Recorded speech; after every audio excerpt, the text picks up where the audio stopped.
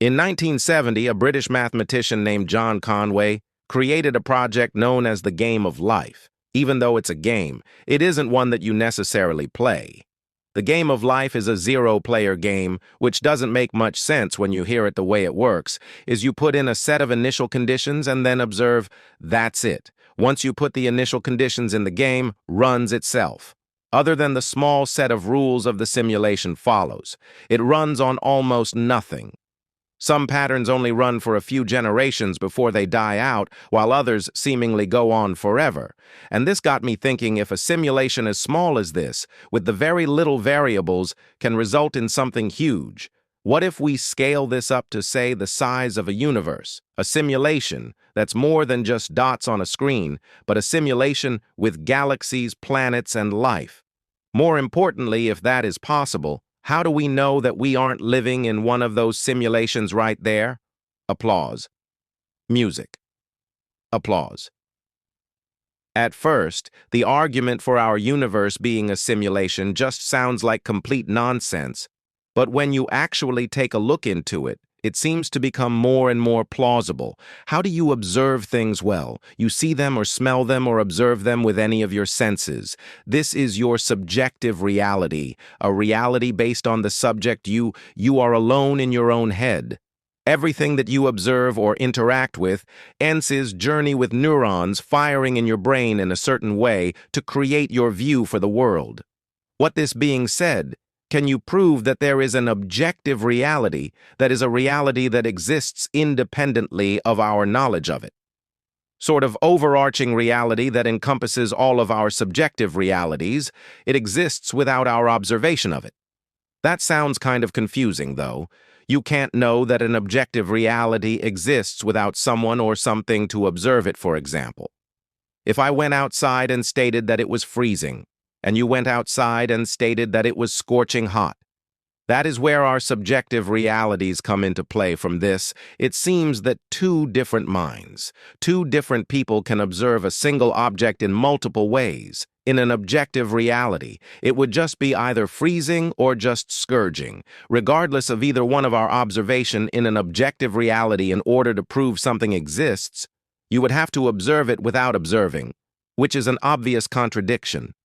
This kind of begs the question, can you prove that anything outside of your own mind is actually real? Babies aren't exactly the smartest things in the world, but they do give us a good insight into how we learn, how our minds develop, and how we become aware of the world around us. If you look outside your window, you might see a tree or another house, or maybe you're caught in the driveway, but you don't need to physically look out there to know that those things exist.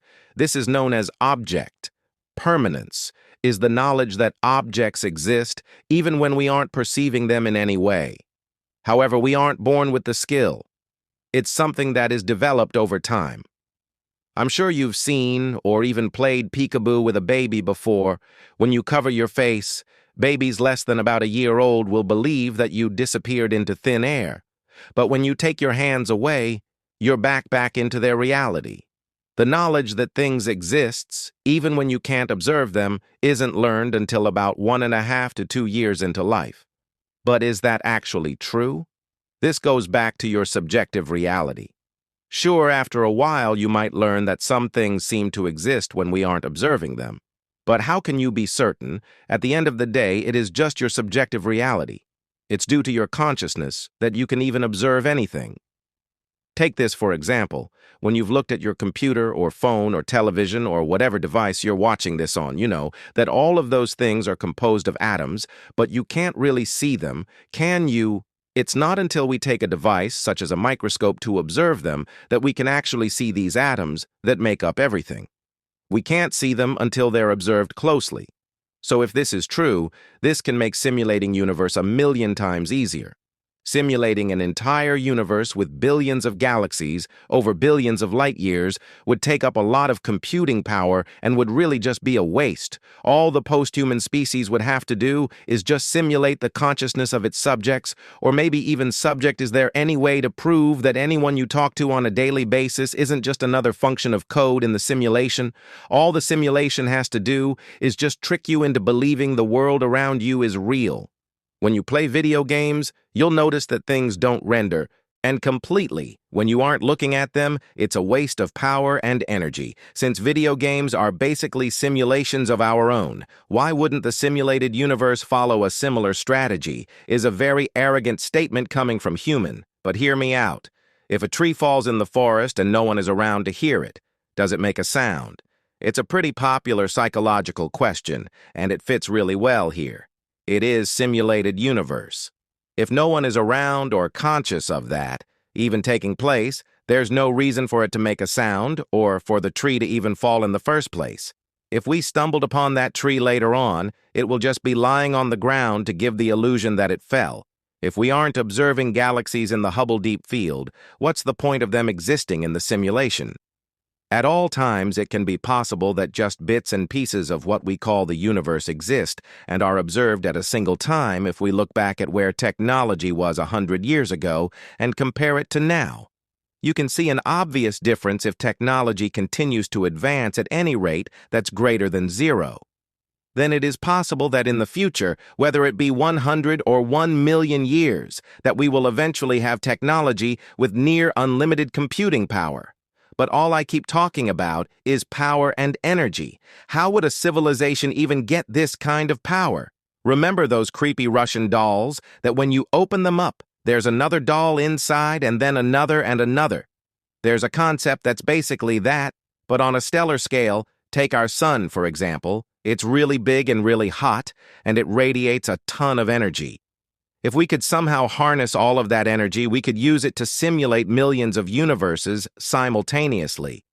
But how are we supposed to gather all that energy using a little something called Matryoshka brains? If an advanced civilization was able to build a megastructure and come seeing the sun in multiple layers, just like the dolls, they would have all of the sun's energy at their disposal, a civilization capable. If this could most likely do this within multiple stars, and thus will be able to simulate as many universes as they'd like, we can run simulations on our own computers that project our universe on a large scale. The illustrious project does this very well, just like the game of life. The project is much like a zero-player game. Scientists who created the project gave it certain properties that match our universe near the beginning, and then just let it run. It's able to project our universe on a large scale, very accurately actually, and that's just what the computing power we have today in the future simulations. Like these will get more and more accurate until eventually it may even be realistic. However, it cannot be perfect when we observe atoms and attempt to view electrons or other particles. We cannot know both the position and momentum of these particles with 100% certainty. This is called the Heisenberg uncertainty principle. There's a limit to what we can know about the mass, energy, position, and time of a particle, meaning that in any simulation, there is no way to accurately represent everything exactly as it was.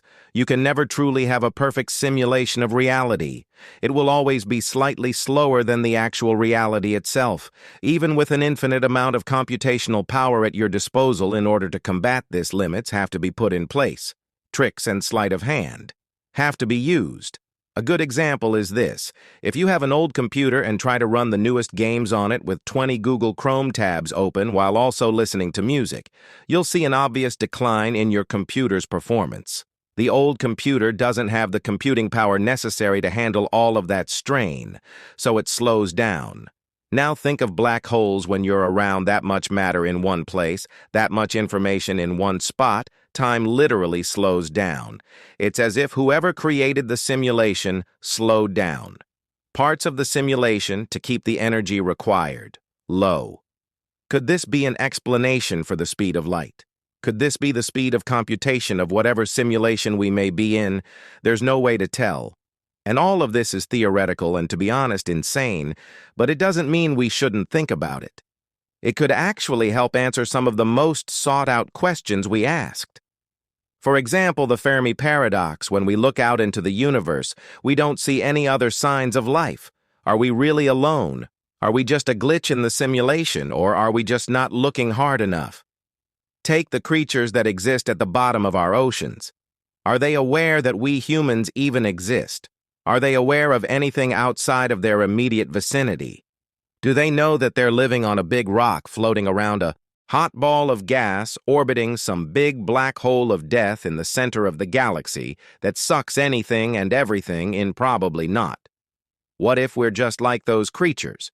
But the furthest that we can observe or are aware of is what we call the observable universe. Perhaps the universe cannot exist without conscious minds to observe it. The idea of simulated universes could also explain the multiverse theory. The idea of a multiverse is just that: multiple universes, or perhaps infinite universes, in many situations. When there's a high chance of someone getting killed or someone has a near-death experience, they are reported to have said that their life flashed before their eyes. Their most special moments and memories from their life all comes rushing back to them in an instant. Researchers from Hadassah University in Jerusalem analyzed multiple cases of people who experienced these near-death experiences. In almost all of these cases, those being interviewed stated that they had lost all sense of time. One of them wrote, "There is not a linear progression. There is a lack of time limits. It was like being there for centuries. It happened all at once, or some experiences, but didn't my near-death experience were going on at the same time as others, though my human mind separates them into different events." Another respondent stated, "I could individually go into each person and feel the pain that they had in their life. I was allowed to see that part of them and feel for myself what they felt. When people experience these things, it was as if they were living another life. They experienced things they never felt before. It was as if they stepped foot into an alternate reality. The idea of time didn't exist for a short while, and they were able to analyze things that no other living person could do when you're talking with a friend, and had that weird déjà vu feeling that you've had the same conversation before, or that you've experienced exactly what they're feeling without actually having been through it.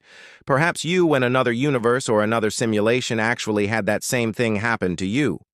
The illusion of free will allows us to live our lives in any way we see fit.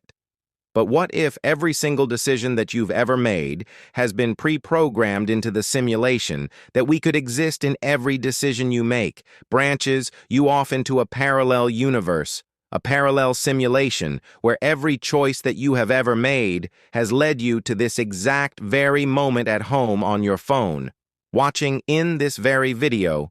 Current technology already greatly surpasses human performance and speed. That's why many big companies like Tesla use robots and other machines to do jobs that humans can't do as effectively. Biological neurons. Those are the neurons that fire in your brain every second of the day, operate at a peak speed of about 200 hertz, whereas modern microprocessors operate at least 2 gigahertz, a whole 7 orders of magnitude faster. Even with modern technology, a super-intelligent AI, for example, a human mind that runs a hardware faster than the brain, could make decisions millions of times faster than current humans would. It would be able to think of every outcome and pick from the best ones. However, we are not super-intelligent. AI, there is a limit to what the human brain can do, can observe. We have, though, made some very important discoveries that keep us asking questions. Most importantly, math seems universal. There are numbers and patterns and things from the size of atoms to things the size of galaxies, discoveries that we humans have made, and only in the past couple thousand years have allowed us to ask crazy questions, like, are we living in a simulation? If we were to put every single one of the possible billions of simulations into a hat, jumbled them around, and picked. Now, what are the chances that we will grab the original one, the one who made all the simulations in the first place? What are the chances that the Earth we're living on even exists? Perhaps an advanced alien species came upon our dead planet after billions of years and found traces of our DNA, traces of our existence, and then made a simulation out of that to learn about the history of the barren wasteland of a planet they had just stumbled upon. If that's the case, then hello, we can never know for sure. All we can do is observe and hope that our game of life is one that we can win. Music.